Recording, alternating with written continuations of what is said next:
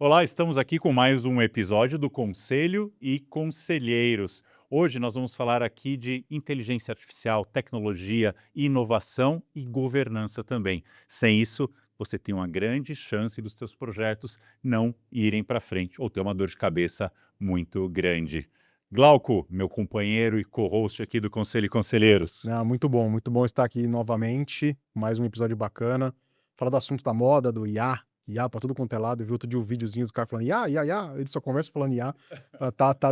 Mas ainda a gente não tem como escapar de falar desse negócio e vai ser um papo muito bacana. Mas antes da gente começar, né, Nick, temos que falar aqui dos patrocinadores do nosso podcast, começando com a Bifish, que é uma plataforma focada na gestão de risco humano, que tem por objetivo identificar comportamentos e ajudar as empresas a capacitar e melhorar a performance dos seus funcionários em relação à gestão dos riscos cibernéticos, para que as pessoas cometam menos erros, coloquem as empresas menos em risco, de uma forma assertiva e usando tecnologia, usando inteligência artificial e usando o comportamento das pessoas para isso. Perfeito. E a Averta, ela é uma plataforma de governança de riscos digitais e já que o tema é IA, se você tiver interesse em entender como está a sua maturidade de governança desses processos, nós temos um assessment que nós utilizamos as melhores práticas, os melhores frameworks de mercados para conseguir entender onde você está, quais as matérias que você tem que colocar uma atenção maior, que isso possa vir a gerar um problema. E ele também tem um benchmark de mercado para entender como que você está frente ao mercado brasileiro, frente à sua vertical. Ele tem algumas sugestões de plano de ação que você pode tomar para conseguir elevar essa tua maturidade, reduzir o risco e ter o sucesso nos seus projetos de IA. E para falar desse tema, que é um tema mais do que hype, está ficando bastante tempo no hype, vai permanecer, né? Eu gostaria de apresentar para vocês Internei, que prontamente aceitou o convite. Eu fico tão feliz quando a gente aborda alguém Obrigado. pelo LinkedIn, prontamente você respondeu. Obrigado por dedicar teu tempo para estar aqui com a gente hoje. Não, é um prazer, uma honra. Muito obrigado pelo convite. Estou animado para conversar desse assunto, apesar de estar no hype há muito tempo. Tem muita novidade todo dia e torna isso bem interessante. E nós dois aqui empreendendo startups, e parece que essa parte de startup empreender é parte da sua carreira. É Conta pra gente parte um da minha pouco. história, sim. Eu comecei minha carreira como desenvolvedor de software, foram 15 anos trabalhando com código. Em paralelo, ali nos últimos anos, eu comecei a empreender. Quando o primeiro empreendimento deu certo, eu virei a chavinha, né? Falando de forma resumida, porque foram 7 startups, se for contar cada uma, já vai tomar muito tempo, mas foram 7 startups diferentes, uma delas foi de educação. E apesar de educação ter sempre sido parte da minha vida, desde que eu era dev, eu dava aula de programação, nunca tinha sido minha atividade principal. E ali nessa startup eu percebi que educação era algo apaixonante demais, eu queria continuar com educação, então desde então eu tenho me focado em educação. Hoje minha atuação principal é como professor, é como palestrante. Tenho atuado em conselhos, mas tenho mais, a gente estava falando dos bastidores, mais dando aula em programas de conselho do que atuando propriamente como conselheiro. E a educação é incrível porque ela tem esse potencial transformador, né? A gente está vivendo agora essa onda da inteligência artificial, então eu pude não só dar aulas e palestras, mas fazer livros, produzir muito conteúdo gratuito, porque se vai mudar o trabalho de todo mundo, né? Eu quero poder compartilhar o que eu estou Todo mundo deveria aprendendo. saber, né? Todo mundo deveria saber. Então, por isso que eu tenho um livro gratuito que é para todo mundo poder ter o mínimo de acesso, assim, É, vamos legal. dizer. Democratizar E ali o acesso, né? democratizar e Democratizar. qualificar, né? Porque hoje a gente tem um volume de informação sendo gerada Sim, espanto espantoso, assim, nunca como antes houve uma quantidade tão grande de conteúdo sendo criado, e muitos deles criado até pela IA, né, no final das sim. contas, e ter gente que qualificada, que sabe do que está falando, escrevendo e compartilhando, é o que vai fazer com que o conhecimento específico e profundo Exato. seja disseminado, né, e educar faz parte disso, a gente como profissional mais velho tem que ter esse papel de disseminar um pouco do nosso conhecimento, da nossa experiência e ter isso como mantra. Escrever um pouquinho, nem que seja um postzinho de LinkedIn, um negócio nessa.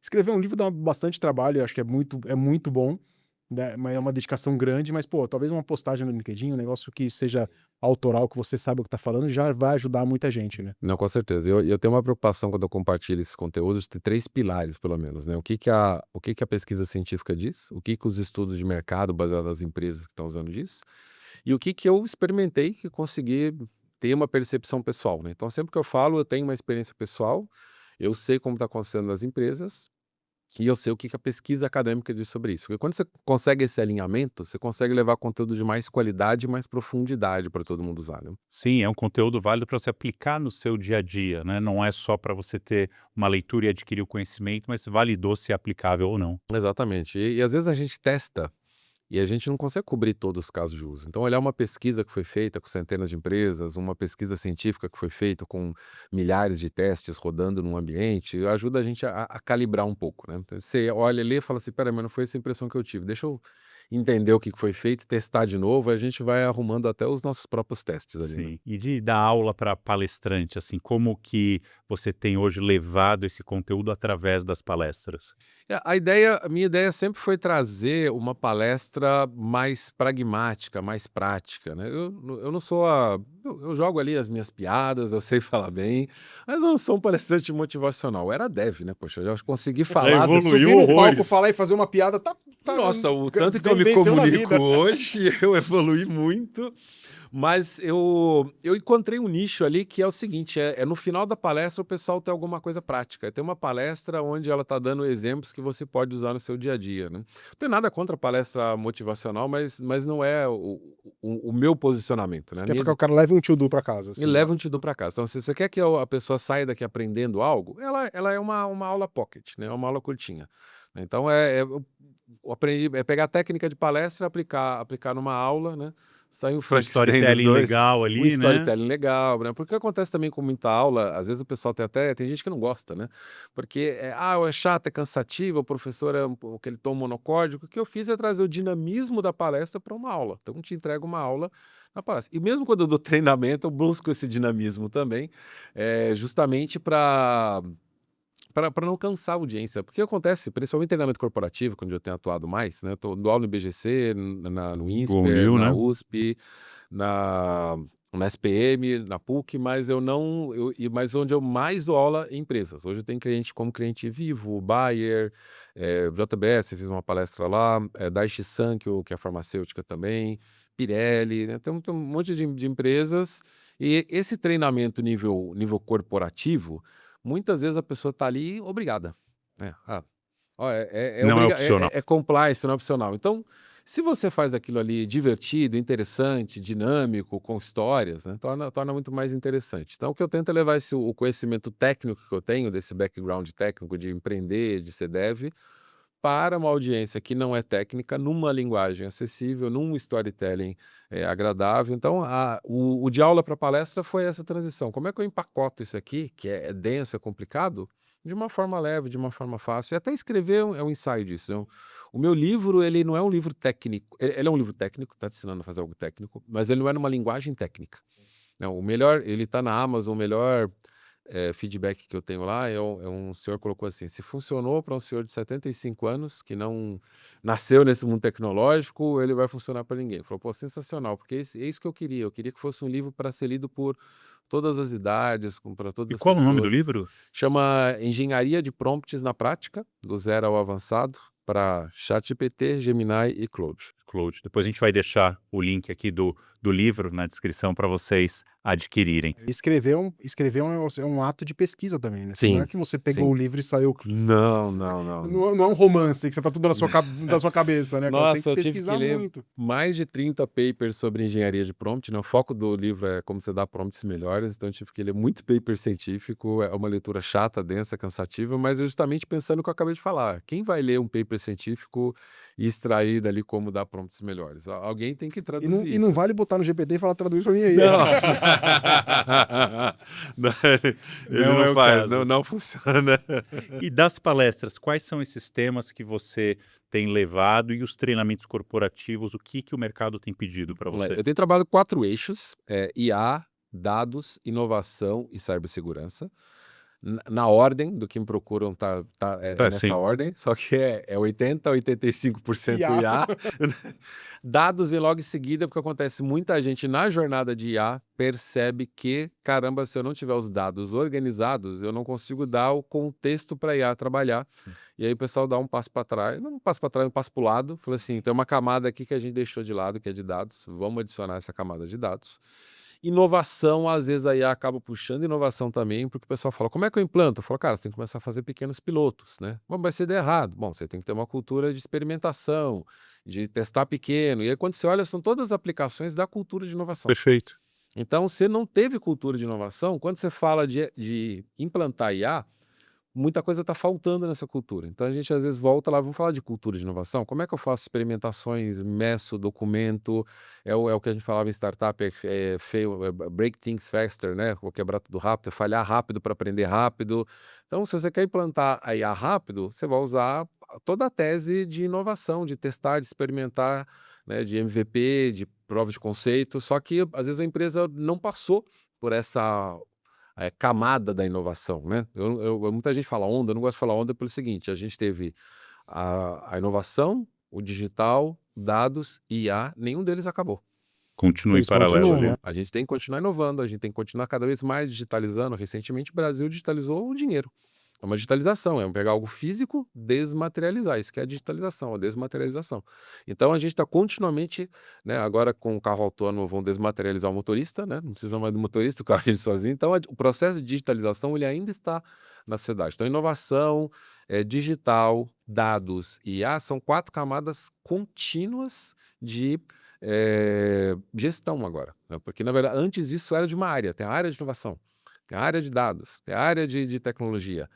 Agora, quem pode sentar em qualquer cadeira de qualquer BU que você está na empresa e falar, eu não preciso de digital, eu não preciso de inovação, eu não preciso de dados, eu não preciso de tech? Não tem. Então, isso deixou de ser um silo dentro da empresa, uma área, para se tornar uma disciplina transversal. Então, meu foco é nessa transversalidade. Como é que eu levo inovação para uma farma, inovação para uma indústria? Como é que eu levo IA para uma financeira? Como é que eu levo IA para um hospital? Então, é falar dessas disciplinas técnicas, que é o que eu tenho domínio pela minha expertise, e aplicar isso em diferentes setores, mostrar como que isso é Pô, isso transversal. aí, o cara. Cibersegurança podia ser uma outra É dessa, isso né? que eu te Não, ela perguntar. é a quarta, é a quarta. Mas por mas que quarta. você acha que ela não é tão priorizada ou não é tão isso que eu demandada? tô te perguntar, falando. assim, né? Que você Então. focou, falou das 3 e cyber ficou assim. Eu falei, pô, o cara podia pensar em dados, pensar em IA, pensar em inovação. A cibersegurança ela é a versão digital do risco. Ela não é uma. Porque, na verdade, acontece.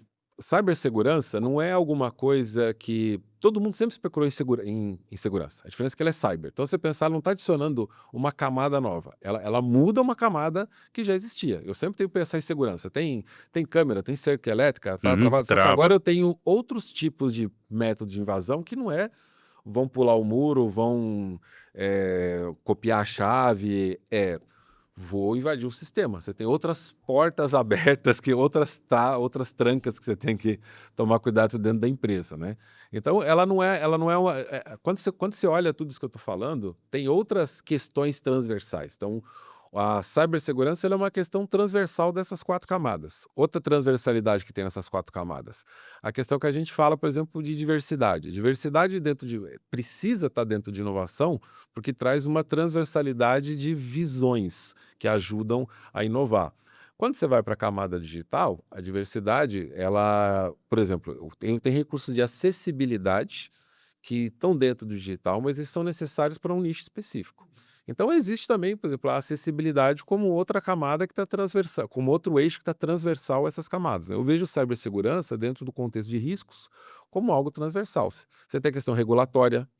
Não adianta eu falar, né? Eu falei aqui do carro autônomo, por exemplo. O carro autônomo é uma questão regulatória hoje. Porque eu andei na China, Tecnologia já eu andei tem. nos Estados Unidos, a tecnologia já tem. Ah, mas e para rodar em São Paulo? A gente tem que discutir? Tem que discutir. Eu tem quero ter ver ele regulatório. enfrentar o motoboy. Na China tem mais. Eu andei em Pequim. Tem muito, você não tem ideia. Não sei se você Não tenho tá- ideia. também não. É, nunca tem tive. muito mais moto do que em São Paulo. Muito Mas mais eles andam do no que em São corredor igual os nossos doidos aqui? Cara, tem uma faixa para moto o cidadão comum lá, ele anda ali e tem engarrafamento nessa faixa. Agora, ele sobe na calçada, igual aqui, você tá na calçada lá, e sabe o que acontece? Todas as motos são elétricas, você não ouve aquela desgraça chegar perto. Vai passar do teu lado, você nem percebeu. Não, você percebe, tá em cima de você já aqui, mas tem gente na calçada com moto, faz conversa. Quem fala que na China o cara não pode atravessar fora da faixa porque é preso, nunca foi pra China. Não tem, tem A gente não muito, tá falando do Japão. a tem gente tá muito falando- mais liberdade do que se fala, e é moto elétrica para todo lado, e o carro anda nesse caos, né? E quando eu andei no carro na China, eu quebrei vários preconceitos. preconceitos que eu tinha do carro elétrico. Falei, cara, ele é do carro autônomo. Falei, realmente ele tá preparado pro Que a caos. gente tem né? essa visão de que o carro autônomo está sendo treinado nos Estados Unidos, todo mundo segue as regras. Eu sempre tive a visão assim, esse negócio tem que começar a ser treinado no Brasil, nos lugares onde o bicho pega no trânsito. A depois versão, é fácil. o que roda, o algoritmo que roda nos Estados Unidos, ele é mais fraquinho do que roda na China. Cara, Eu andei em Austin, quantidade de variáveis o que carro tem. autônomo em Austin, ele é meio bobinho e assim, mas ele também não sofre muita pressão, né? Ninguém, é um trânsito Sobre mais temperatura, tranquilo, uma pressão. cidade menor. Não tem um motoboy, eu tinha um carro Não, que ele tinha muitos sensores. E, cara, ele parecia. Se eu não desligasse, ele parecia uma árvore de Natal andando na marginal. Cada vez que um motoboy cruzava na frente do meu carro, ele dava uma juntada no freio, porque ele tava achando que o mundo ia acabar. Eu falei, não Então, bem a por aí. barreira é regulatória. Então, você olha assim, o regulatório. Então, você tem as 4 camadas, e tem o regulatório, uma transversalidade, cibersegurança, uma transversalidade, diversidade, é uma transversalidade, tem várias outras transversalidades. E como é que você tá vendo as questões de cibersegurança nessas empresas onde você é chamado não pelo time de cibersegurança, pelo time de Negócio, de né? negócio, Negócio, de, realmente assim, negócio. eles Eles lembram de falar da cibersegurança ou não? Geralmente eu sofro uma acariação ali, um due diligence com o CIO, o CTO, o CISO, porque eles querem saber se eu não vou falar besteira lá. Aí depois de uma conversinha com eles, ficam tranquilos, eles me deixam falar com o resto do board lá. Mas geralmente é o CEO, geralmente é o presidente do conselho, geralmente é o RH que recebeu essa demanda do CEO, né, que me chama. Mas geralmente participa o CTO, o CIO, o CISO, que eles falam, esse cara vai mexer no meu parquinho, eu quero conversar com ele, quero saber quem que é, etc. Né? Quando eles entendem que eu sou dev de formação, eles já desarmam um pouquinho e falam assim, tá bom, não é um doido que não é tech que veio estudar alguma coisa. Mas o que eu tenho visto nas empresas é que ainda não tem uma clareza do risco cibernético, né? E não tem uma clareza de como que eu educo as pessoas. Porque o risco, quando a gente fala de infraestrutura, você trabalha com isso, né? Eu consigo fechar um monte de coisa dentro da empresa, mas uma coisa que eu não consigo fechar é o clique do humano. O risco maior é o quê? Você faz toda uma segurança para entrar na empresa. O cara, ele segura ali a porta para mim, porque eu vou, segura aí que eu esqueci o meu crachá. Né? O cara clica no link que não deveria clicar. O cara tá tudo fechado o terminal dele, ele tira o celular, o pessoal fala assim, vamos bloquear outras AIs aqui. Eu falei assim, meu amigo, sabe o que o cara faz? Ele abre o notebook dele, que tá todo bloqueado, ele tira o celular dele, ele tira a foto, manda para a AI e fala, baseado nessa foto, o que você faz? E vaza o seu dado ali. Eu falei assim, você precisa educar as pessoas sobre qual é o risco de quando você está fazendo isso. E não, vou travar aqui, ela não vai usar o ChatGPT, o Gemini, engano. não engano.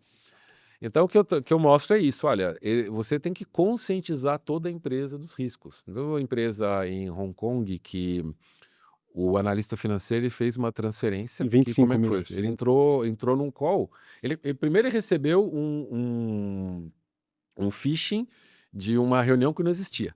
Aí ele aceitou. No que ele aceitou, tá lá o diretor financeiro, o CFO e tá o CEO. Câmera aberta, tudo Câmera bonitinho. aberta, os caras lá. Então, cara, você é um analista júnior, né? Você entra, tem o CFO e o CEO.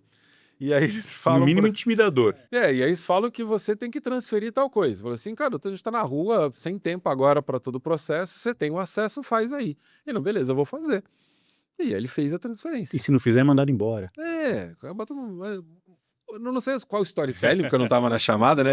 Mas não vou ficar a gente inventando. sabe o número que foi no final, né? Sim, exatamente. Então, o que acontece? O que faltou? E protocolo. Uma pessoa não pode fazer isso sem esse compliance, né? Então, a falha, ela tá no lado humano. Então, já aconteceu de eu chamarem para treinamento de cibersegurança com a empresa inteira e eu convencer o CTO, falei assim, cara, você tem que botar no meio desse letramento aqui uma parte de letramento de IA, a gente fala dos riscos de IA e de segurança de IA. Então, no final, a gente falou de engenharia social, de riscos em redes sociais, falou de IA, né? Falou dos riscos clássicos, spoofing, phishing, E não é maldade, acho que é realmente falta de conhecimento das pessoas sobre das consequências daquilo que ela tá fazendo, Sim, né? Assim, sim. ela acha que é normal, vou Exato. colocar ali, não vai ter Exato. problema, ninguém vai ver, ninguém vai acessar. E tem o caso da Samsung, né? Que eles tiveram uma disputa por patente lá na Ásia, porque o cara colocou um O documento documento, né, para no submeter a ChatGPT, patente. e não é que o documento vazou dali. O perito foi verificar no ChatGPT se ele conhecia sobre aquela informação, e o GPT voltou e falou assim, eu sei. Tá aqui. O cara falou, pô, se você sabe, então Não é uma novidade. inovação. De quem aí... Imagina o quanto de dinheiro não foi gasto nessa história para poder reverter uma coisa como essa. E tudo porque a pessoa não sabia do risco que ela estava envolvida. Sim. Então, então, trazer esses riscos é muito importante. Eu falo de riscos em todo tipo de treinamento que eu dou, mas ainda não é uma política das empresas focar no risco. Tipo, vamos falar de cibersegurança para todo mundo. Eles acreditam que risco é um problema do Da- conselho, e do da área de risco. CFO, da área de auditoria, né? Então, eu já tenho, às vezes eu dou treinamento só para a área de auditoria e a gente fala só de riscos, vieses e tudo mais. Mas o pessoal acha que é isso, é um problema da área de auditoria, é um problema da área de TI que vai lidar com cibersegurança, é um problema do conselho que tem que fazer pergunta para o C-Level. Não é um problema operacional de toda a área, errado. É um problema operacional de todas as A áreas, né? cibersegurança é uma responsabilidade de todos, a gente fala Responsabilidade de muito todos, disso, é. né? E Tem que ser. deveria treinar todo mundo na empresa. Eu sei que eu sou suspeito para falar que é justamente Eu também tô na zona de suspeição aqui, mas eu concordo. Sim.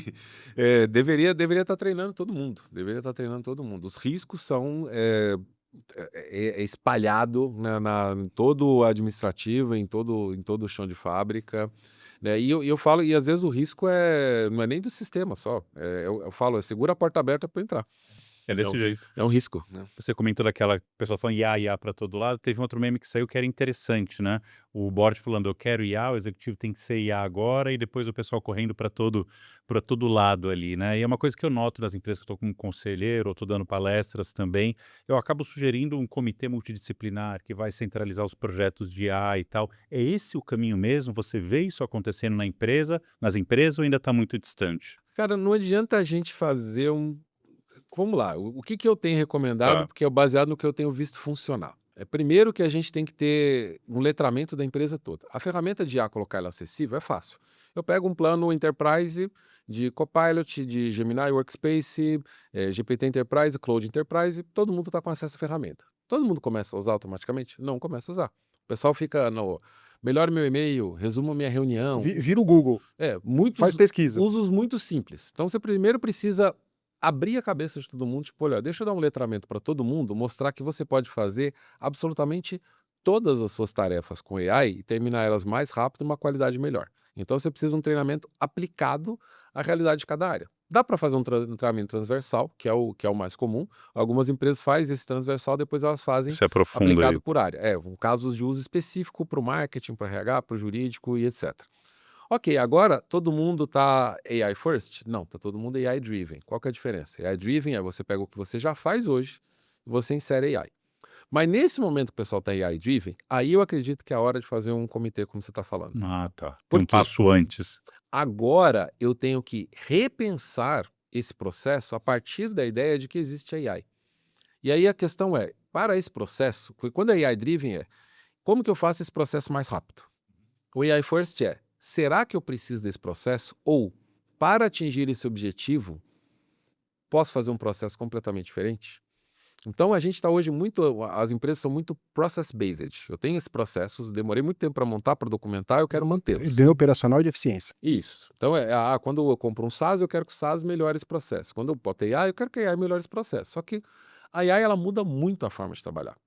Você pode pensar ao redor da AI. E aí, às vezes, você vai pensar, determinados processos, eles só precisavam por conta de acontecimentos que não acontecem mais, porque a AI removeu isso. Ou, agora eu tenho outras ferramentas que me permitem chegar nesse resultado com um processo diferente. Eu deveria repensar o processo do zero. E aí, trabalho desse comitê é repensar. Só que esse comitê repensar, se ele não tem histórico de já fazer o que ele já faz com AI, ele não consegue ter essa clareza de como é que eu Entendi. repenso isso. A gente está vendo um negócio muito parecido com o que foi quando pegaram a época das carroças, que acabou, e chegou os carros. Primeira vez que o pessoal olhou o carro, o que era o carro para o indivíduo que só conhecia a carroça? É uma carroça que anda mais rápido. Então, eu quero fazer as mesmas coisas com carroças. Aí, quando começaram a rodar os carros, perceberam que, primeiro, o carro não come capim. Eu preciso de combustível. Segundo, na logística da carroça, você tinha um momento que a carroça acampava, né, num lugar e você botava os cavalos no estábulo, né? E você dormia.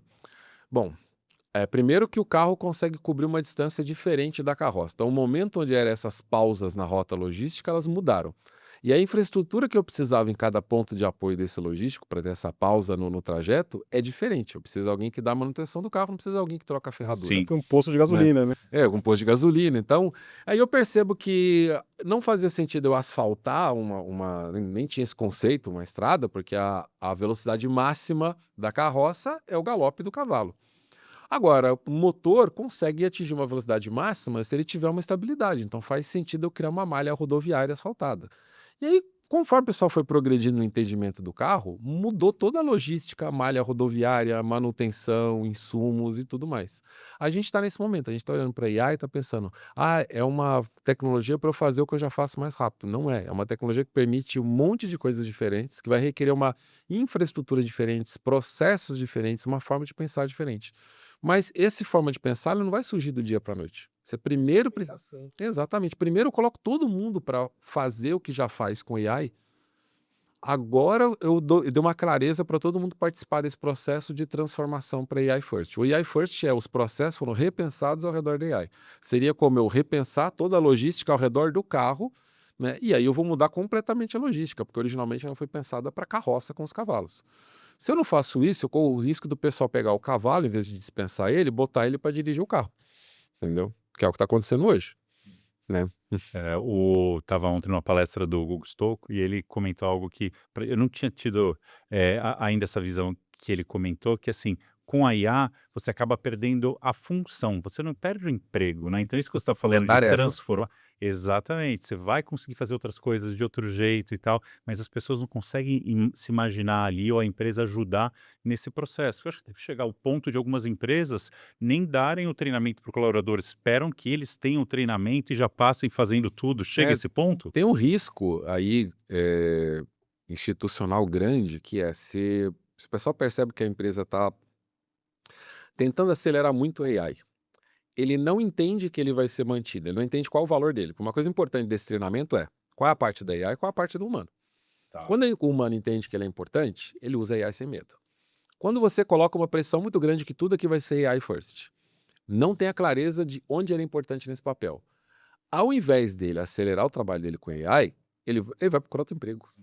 Se ele é muito bom, ele vai procurar outro emprego. E ele vai se sentir ameaçado. Ele vai ser ameaçado, não foi as contas. Então você pode estar hoje expulsando os melhores talentos da sua empresa porque eles estão com medo do que vai acontecer. Então esse treinamento ele também é um alinhamento de cultura. O que a gente espera numa cultura de AI aqui dentro da empresa?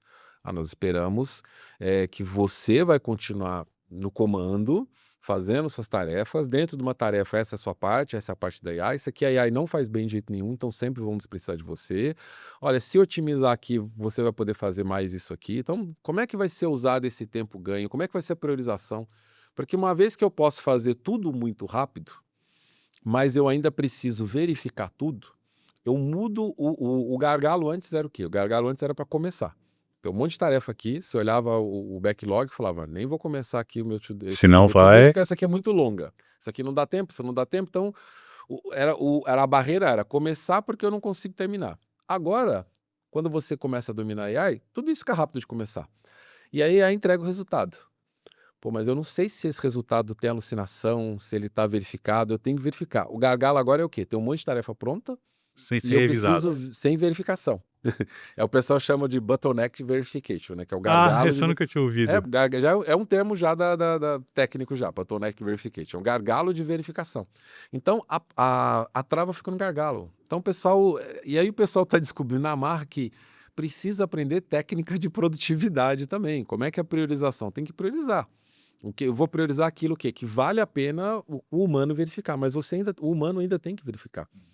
Só que se você não passou por esse treinamento, a pessoa não entende que ela é importante para priorizar, para verificar, né? Ela vai falar assim, eu vou treinar a IA para fazer o que eu faço, depois eu vou mandar embora. Eu vou me antecipar e vou arranjar outra coisa antes de me mandar embora. Eu estou me protegendo. Na cabeça dela, ela está cuidando. Ela está com o pensamento certo, de preservação. Mas por que ela está com esse sentimento de preservação que eu tenho que sair daqui? Porque não foi esclarecido para a empresa toda. Sim. E aí tem uma preocupação com isso daí, que é a questão da seniorização e da juniorização dos colaboradores, né? Porque assim, garbage in, garbage out, Se for um júnior que não tem experiência, vai colocar coisa ruim, vai sair coisa ruim. Então as empresas estão adotando a história de colocar os mais experientes para serem os caras que estão tocando essa frente de IA e estão cortando os júniors. E aí eu vejo um horizonte não muito animador de que daqui a pouco não teremos sêniors porque não temos júniors hoje. Sim. E você tem visto essa preocupação? Eu tive uma experiência legal conversando com uma empresa de cibersegurança nos Estados Unidos, que o cara declarou lá que eles tinham acabado com o N1 do SOC deles, tudo automatizado. Eu conversei com o cara e falei, cara, mas e aí? Você acha que você vai ficar roubando o N2 e o N3, que saiu o manual dos coleguinhas? Ele falou, não, cara, a gente manteve ainda 20% da força de trabalho que eles acompanham porque eles estão sendo capacitados para serem o 2 e 3. Eu falei, cara, parabéns. Mas eu não vejo isso acontecendo em um monte de lugar, né? Esse tipo de arranjo que você está falando, ele é muito comum. Às vezes mantendo os júniores, às vezes não. Mas ele parte de uma questão que é o token hoje está muito barato. Então eu pego o sênior e coloco ele para fazer tudo com agentes e com o token no preço que está, e o economics é muito melhor. Hora de pé.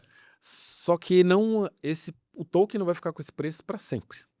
Então vai ter tarefas que você botar o júnior para fazer uma parte vai ser mais barato do que o sênior tentar fazer com tokens, com um monte de tokens. Você não consegue fazer só jogando prompt e o agente rodando, só que aquele agente vai gastar tanto token que você fala, peraí, o melhor é eu botar um júnior para ler. E aí eu acabo treinando ele. Então você vai ter que fazer um trade-off do que assim, aquilo que tem menos risco, né, e que custa muitos tokens, um júnior faz. E aquilo que precisa ter, aquilo que tem mais riscos, né? E eu posso dispor um pouquinho mais de tokens para passar para o pleno, né? Agora, aquilo que eu preciso quebrar uma fronteira, eu preciso de alguém que está pensando diferente, que tem mais experiência, não posso correr risco nisso daqui, e eu estou disposto a pagar mais porque eu preciso de mais qualidade nesse processo, é aí onde você vai botar o sênior trabalhando efetivamente. Então, esses arranjos que estão sendo feitos agora um pouco prematuramente, eu diria, né, eles vão ter que ser revistos no futuro. E já está tendo alguma correção, né? Quando você pega os números de layoffs atribuídos à AI, não vamos dizer que ele é por causa da AI, que muita gente precisava já fazer o layoff. Já virou ali Aproveita aí, põe um monte de Aproveita, gente. bota na conta da AI porque passa uma mensagem bonita para o mercado de que Pros investidores. Para os investidores, né? Todo mundo que fez isso, a ação subiu, então virou uma moda. O corte todo mundo fala que é por causa da AI. Existe uma pesquisa nos Estados Unidos que comprova que 55% dessas pessoas foram recontratadas silenciosamente. Eles falam silent hiring, que é de 100% das pessoas que foram demitidas com o argumento de que foi AI, 55% foram contratadas de volta. É número alto, né? Ninguém fala que tá contratando um monte de gente. Manda embora, manda um monte, faz o layoff e depois tá contratando 10 por semana, 10 por mês. Vai contratando de volta e fala assim, putz, isso aqui a gente achou que AI ia fazer, não tá fazendo não. Traz de volta fulano, traz de volta fulano, então teve ciclano, então teve 55% de silent hiring aí do pessoal que foi demitido por causa de AI. Então, tem muita gente batendo no peito falando que tem uma fórmula pronta, quando a gente está vivendo muita experimentação. É aquilo que eu falei da falta da camada de inovação. E isso acontece muito nas grandes empresas. São empresas que não têm, por experiência, essa vocação de inovação. Você tem uma ou outra empresa grande que teve um corporate venture capital, que fez ali um pouco de open innovation, que tem um pouco de ideia do que isso, mas a maioria, o grande primeiro experimento de precisamos mudar tudo, remodelar tudo, repensar tudo, ele está sendo agora. Sim. E quando você olha tudo isso e a saúde mental, o burnout, você vê isso impactando as pessoas dentro das corporações? Sim, tem uma pesquisa com pessoas de tecnologia, que é onde esse uso está já disparado. Hoje um profissional de tecnologia, ele está fazendo tudo com vibe coding, com agentes rodando, cursor, cloud code, GitHub, Copilot e afins. Não tem mais ninguém escrevendo 100% na mão todo o código, salvo aplicações muito, muito, muito específicas, né? Pesquisa rodando com esse perfil de profissionais, mais de 300 profissionais entrevistados. Eles estão trabalhando mais, né? E estão começando a ter sintomas relacionados à saúde mental. Depressão, burnout, crise de ansiedade, síndrome do pânico, que vem quando você começa a trabalhar muito, que a questão é a velocidade com que sua mente trabalha. O trabalho tradicional sem AI, mesmo quando você trabalhava muito, ele consistia de uma fase mais intensa de pesquisa, estudo, e uma fase mais leve. Independente do tipo de trabalho. Eu preciso fazer um contrato. preciso entender as leis, preciso entender o objeto do contrato, a negociação. Depois que eu digeri tudo isso, Word, só download do contrato. Difícil. Era monotarefa. Preciso fazer um financeiro, preciso entender aqui a tese, o valor, as contas, tal. Pô, depois eu download aqui. Estou fazendo uma pesquisa, estou fazendo uma aula, várias coisas. Você tinha uma fase muito intensa, uma fase do trabalho que ela era mais leve. Essa fase mais leve não existe mais agora. Porque quando eu entendo, eu transformo tudo isso em contexto e jogo para a AI. A AI resolve para mim em poucos minutos. Eu pego a próxima tarefa pesada para entender o contexto, para passar para a AI, e eu só fico com a tarefa pesada. Não que o que a AI faça não é pesado, mas ela não tem burnout, deixar de lado. A gente está o dia inteiro com a tarefa pesada agora. Né? Eu estou muito tempo como professor já, produzindo livro, aula, etc. Então tinha uma fase muito profunda de pesquisa. A fase de fazer o PowerPoint, fazer o artigo, de escrever o livro, ela era tranquila. Era só o que já estava aqui na minha cabeça. Era o brainwash ali. Você... botava musiquinha, papapá, era o momento que você dá uma relaxada. Esse momento não tem mais. Eu organizo tudo, eu dou para uma AI programada com o meu estilo de escrita, ela escreve para mim. Aí eu reviso. Que dou também, tudo é um que tá trabalho, que arrumado. também é um trabalho duro. É um trabalho que você tem que ficar prestando atenção. Deixa eu ver se ela não nifiou um número aqui no meio que tem nada a ver, se ela não botou um link para o lugar que não faz sentido, ela não citou uma empresa fora de contexto. É a parte mais cansativa do trabalho. Então tá sobrando para o humano a parte mais cansativa. Esse código está rodando, esse artigo está certo, esse contrato não está inventando cláusula, essa petição não está inventando jurisprudência, esse diagnóstico médico aqui não está dando uma doença errada, o paciente vai me processar. Só sobra a parte pesada que a pessoa, que é o skin in the game. No final dos contos, eu vou assinar isso aqui. E o programador também, às vezes, quando faz tudo em Vibe Code, fala: caramba, tem que revisar tudo isso aqui, cara. Era melhor eu ter feito, né? Não estou dizendo que a parte de documentação, arquitetura Eles ali que era continuam chato, fazendo né? porque é mais fácil revisar do que fazer. Só que é isso, é um trabalho. O trabalho de revisar, ele é mais pesado do que o trabalho de escrever. E isso leva à questão de saúde mental. O que nos Estados Unidos, vamos dizer assim, para as empresas não significa um risco muito grande, é o risco de perder o talento. Agora, quando a gente traz para o contexto Brasil, a gente está agora em maio entrando em NR1. Então, a pessoa... Para quem não conhece ainda que é o NR1, você pode explicar? A NR1 é o seguinte, o burnout, ele é uma doença do trabalho. Se você já conhece alguém que teve burnout, essa pessoa em algum momento ela teve um desmaio, um apagão, ela não conseguiu levantar da cama, ela teve crise de ansiedade ao entrar na empresa, ela não consegue trabalhar e é causado por trabalho excessivo, ambientes tóxicos de trabalho, né? Ela é causada por desgaste profissional mental. Então, o que aconteceu com a atualização da NR1? A NR1 ela é uma norma, né, já existe, né, ela foi atualizada, que é responsabilizando as empresas. Olha, se a pessoa sofreu burnout, e burnout é uma doença do trabalho, então se o Você médico... não vai ter isso fazendo alguma outra coisa, estudando. Se o médico colocou lá no CID burnout, é porque ele identificou que aquele paciente sofreu aquilo por conta do tipo de trabalho dele. A empresa vai ser responsabilizada. Porque o que aconteceu? A pessoa passava para o INSS, a seguradora cuidava. Então, quem vai atrás? O próprio indivíduo, e aí quem sofre burnout muitas vezes é diretor, é programador sênior, especialista, é alguém que tem recursos para contratar um advogado. Dois, se a pessoa tem um seguro que protege isso, a seguradora vai atrás da empresa. Então, às vezes o pessoal fala assim, mas será que vai pegar? Cara, tudo que a seguradora tem que bancar, você pode ter certeza... Vai pegar hora começar a aparecer os problemas, aparecer os processos. Isso, vai aparecer os processos, a seguradora vai atrás. Fala assim, olha, a gente está tendo que cuidar desse indivíduo, o problema dele é burnout, não sou eu seguro de saúde que vai pagar a internação dele, que vai pagar a medicação dele, que vai pagar a coisa, é você, a empresa que causou.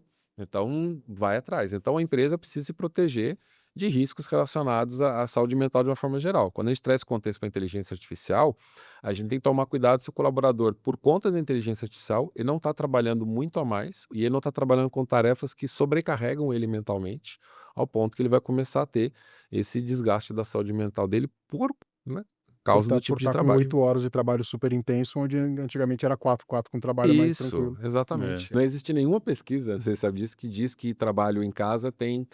falta de produtividade.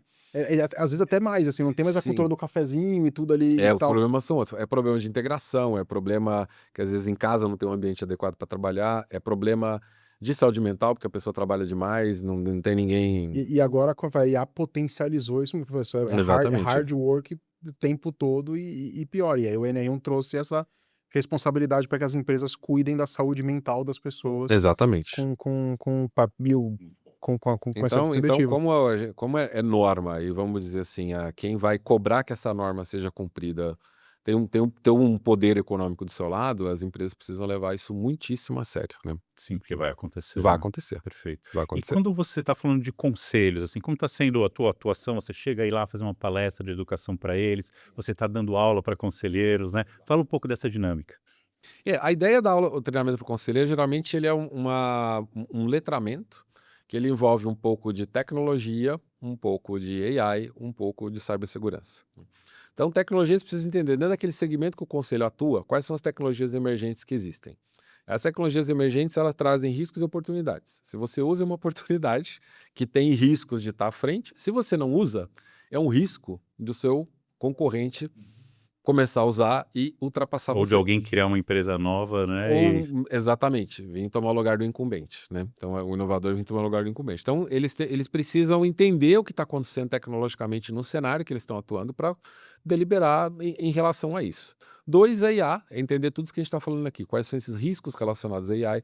Existe já uma ISO de governança da AI, né? Então, é uma forma da empresa se proteger, dizendo, nós seguimos uma ISO de governança para os projetos de AI. Então, entender o que é essa ISO de governança, entender as diferenças entre os modelos, tecnologias, entender as diferenças entre os tipos de AI. Quando a gente fala AI, como a gente está fazendo piada aqui agora, mas tem AI preditiva, que já está rodando aí faz um tempo, um sistema de fraude, manutenção preditiva, tudo isso é AI preditiva. Tem AI generativa, que surgiu e fez o boom aí com o ChatGPT. Você tem a AI agêntica, que é a fronteira onde a gente está trabalhando agora, que tem um monte de riscos, né? Tem uma pesquisa que fala que 85% das empresas, das grandes empresas, uma pesquisa rodada com grandes empresas, 85% estão testando agentes. Só 5% se sentem confiantes de colocar em produção. 5. 5. Né? Então, como é que eu fico nesses 5? Tem outra pesquisa do MIT, 95% dos pilotos de AI agêntica falham, 5% funcionam. Como é que você fica dentro desses 5%? Então, eu levo para o conselho essa discussão. Como é que vocês fazem parte dos 5% que funciona? Dentro do contexto de AI. E entra também a questão de cibersegurança. Mostrar que, olha, com todo esse crescimento da AI generativa, os riscos se tornam maiores. Você tem o risco de alguém estar utilizando a AI para descobrir brechas nos seus sistemas. Você tem o risco de alguém internamente fazer um vibe coding de um app que abre dado seu para o exterior. Você vai dar uma ferramenta de AI para todo mundo, tem gente que mal usa, mas tem o outro extremo que é a pessoa já ousada, que já cria uma página aqui, um sisteminha que você lança e publica essa página para fora. Coloca essa página no site da empresa. Publica no site da empresa, vira uma porta de entrada para uma invasão. Então, essa coisa de você liberar uma ferramenta isso pode estar acontecendo já. Você tem o ChatGPT Enterprise, você tem o Gemini Workspace, o Cloud Enterprise, você tem uma ferramenta poderosíssima de vibe coding, que basta alguém dentro da sua empresa ver um Reels no Instagram de um influencer influenciando ele, né? Crie você mesmo, tá aqui, ó, manda não sei o que você vai baixar um PDF com o prompt lá. O cara copia aquele prompt, cola lá, já gera um app, ele fica empolgado, ele manda aquele app para o fornecedor, ele manda aquele app para um candidato preencher os dados. Você vai colocar os seus dados aqui agora, vai mandar o currículo por aqui, né? O fornecedor quer que você se cadastre por aqui. Começa a fazer esses mini apps dentro das áreas e manda para fora. Quando mandou para fora, você acabou de gerar uma brecha de segurança gigantesca, né? É o Shadow AI. A gente tinha o Shadow IT de instalar apps, agora é pior. As pessoas estão criando apps dentro da empresa. Sabe, mas nenhuma empresa não estão fazendo. Gente, basta que um faça. Não estou dizendo que todo mundo na empresa vai acordar se sentindo programador e vai começar a vibe codar. Mas você tem aquela pessoa com excesso de iniciativa ali em cada área, que se ela não entender que aquilo é um problema, ela vai achar, inclusive, que ela está abafando. Fala assim, não, agora em vez de pedir para TI, eu mesmo faço aqui. Aí, né? Tem um serviço que já estão vendendo na Dark Web lá, que é acesso às AIs mais baratas. Eu não tinha visto esse ainda. O que é? Vaza o teu usuário e senha de acesso a IA? Então eles conseguem manter uma persistência para você ficar usando a IA do terceiro. Vamos gastar token do coleguinha. Isso, exatamente. Eu falo, esse pessoal é muito criativo, né? Não, tem de tudo, tem de tudo. E tem muitas vezes o seguinte, tem muita gente que Às vezes você fala assim, pô, a gente tá usando esse negócio aqui, que foi vibe codado faz tempo e não tá dando nada. Uma coisa que atacante de cibersegurança faz muito é o seguinte, eles coletam todos os problemas e guardam. Pra usar uma hora. Porque, exatamente, para uma hora usar. E tem muito desse cara que vende, se for de Dark Web, muitas vezes o cara fala assim, eu tenho uma coleção de acessos, brechas de segurança da empresa X, quem quer? Porque esse cara falou assim, cara, eu vou rodar um ransomware, vou ter que fazer um processo de pedir resgate, vai que eu sou pego. Tem gente que é muito bom em achar brecha, mas não tem Executar ali a o infraestrutura para executar isso, não quer correr esse risco. Então ele vende esse acesso na Dark Web para grupos profissionais que tem todo um arcabouço ali de, né? arcabouço de pedir para você o resgate dos dados Limpar o sem dinheiro. limpar o dinheiro e tudo mais. No mundo de crime organizado, é um dos mais organizadinhos que tem. É um business, exatamente. Então tem esse cara que acha a brecha, às vezes ele é o nerd com um monte de ferramenta lá. Não é ele, às vezes, que é o cara que vai fazer a invasão. Ele vai vender na Dark Web esses dados que foram colhidos, e aí um grupo profissional de invasão que vai te atacar. Essa E dinâmica. aí essa coisa de que tem meses é porque, cara, alguém coletou e tá lá. Algum momento alguém vai falar, pô, vou nessa daqui. Nosso pipeline aqui de empresas tá. Uma hora vai chegar, É, né? exatamente. A IA vai dar escala pra ele poder fazer em maior quantidade, né? Ele vai Exato. espalhar em muita E gente. pode ser que seja uma coisa que só vai acontecer quando sua empresa crescer, porque hoje o cara entende que você não vai pagar um resgate porque você é médio, né? Então, quanto maior você é, mais risco de você estar sendo, né, sofrer um ataque, uma invasão dessa acontece. Porque o pessoal entende que o ROI de te atacar é bom. Exatamente. E essa questão do insider, as empresas estão entendendo que tem que ter esse outro tipo de cuidado para com o colaborador, porque eles também estão muito craques em identificarem colaboradores em momentos de vulnerabilidade financeira, porque tem uma dívida grande com a Bet, ou tem ali uma propensão maior a uma ganância financeira, que não precisa de nada de tecnologia, apenas um usuário e senha cedido para esse atacante reduz muito ali, né, a subtração desses valores. Eu vejo esse tipo de preocupação, geralmente em empresas grandes que têm uma área operacional, um chão de fábrica, geralmente tem alguém ali com um foco meio de assistência social, ver quem está endividado, quem está com algum problema. Quando a gente vai para o nível de uma liderança média ali, de escritório, etc., eu vejo muito pouco isso. E é onde você tem alguém com os riscos Com maiores poder de te dar um maior. acesso, Uma etc. pessoa com quanto mais privilégio ela tiver, É. mais facilitado o trabalho do bandido vai estar, né? Sim, eu vejo muita situação. Lá no chão de fábrica, você vai pedir um empréstimo consignado em folha, alguém vai lá avaliar por que ele está precisando disso, o que aconteceu? Você se endividou com bet, aconteceu um problema de saúde, o que está acontecendo aí? A pessoa no trabalho começa a atrasar, a faltar, o que eu vejo muito é só dar porrada e fala, você tem que dar um jeito aí. Né? Eu vejo pouco dessa assistência. Não estou generalizando, obviamente tem empresas com uma cultura muito diferente, muito aberta, mas no escopo onde eu tenho atendido, falta cuidar da cultura aqui no meio, sabe? Lá em cima se discute isso porque o pessoal é o exemplo para a companhia, então você vai falar com o CEO, com o CHRO, o CFO, fala, não, cultura na nossa empresa é muito importante. Porque eles são os porta-vozes, eles estão treinados para isso, né? Lá embaixo o pessoal está tendo um impacto dessa cultura, né? Estamos cuidando disso. Até aqui no meio, que é a galera que está na máquina de moer carne, que tem que fazer as coisas funcionarem, né? Isso é meio deixado de lado, porque o pessoal, não, você ganha o suficiente para não ter problema, né? E você não tem que... Você tem menos responsabilidade de uma certa forma, você não está aqui em cima, então você não recebe os privilégios de quem está aqui em cima. Falta um olhar mais humano que tem para quem está aqui embaixo. Então isso que eu sinto que acontece um pouco no meio da pirâmide ali, sabe? Internet, alguma coisa que eu não te perguntei, que você gostaria de ter compartilhado com a nossa audiência, um tema que eu sei que tem diversos temas que poderíamos ter falado, né? Mas algo que tenha te chamado a atenção, que a gente poderia usar aqui para concluir o nosso episódio? Cara, tem uma coisa que eu tive na XSW recente e eu tô acompanhando AI desde o minuto zero mesmo. Quando eu era dev, eu não estava trabalhando com AI. Comecei a acompanhar de perto em 2017, que foi quando surgiu o TensorFlow, que é um framework do Google para você desenvolver aplicativos de AI.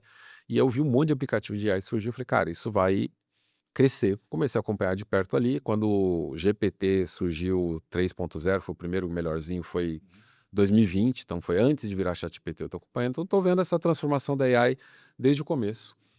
O que aconteceu em 2023, 2024 foi que isso explodiu num nível maior do que qualquer outra tecnologia que a gente já teve. Eu estava lá no MS-DOS, eu vi a internet comercial, eu vi o Windows chegar, eu vi a internet comercial chegar, eu te falo que isso que a gente está vendo agora é maior do que qualquer dessas novidades tecnológicas dentro da computação que a gente teve aí nos últimos 35 anos, que é desde que eu estou atuando profissionalmente. E o que está acontecendo? Falei da XSW, eu voltei da XSW e as pessoas só estão falando de AI.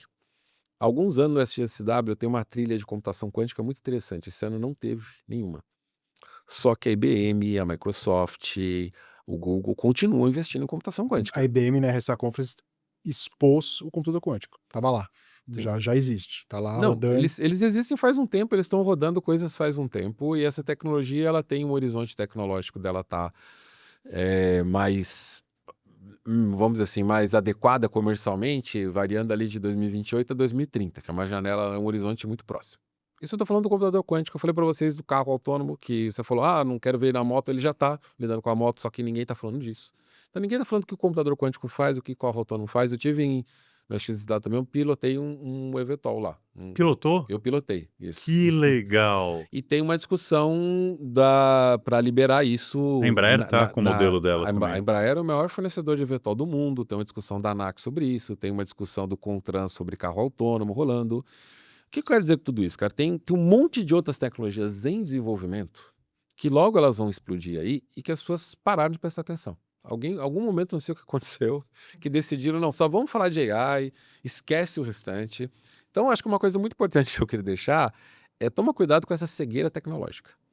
Toma cuidado de só olhar para AI, só pensar em AI, porque o mundo não é só AI. É importante? Você tem que implantar agora? Tem. Você não pode esperar? Não pode esperar. Você tem que. Agora, também tem várias outras tecnologias, isso vai variar de acordo com o seu setor, né? Que são muito relevantes, que vão impactar absurdamente no seu trabalho, que se você não prestar atenção agora, em 2028 você vai estar desesperado com essa nova tecnologia, igual você está desesperado agora em 2026 com o AI.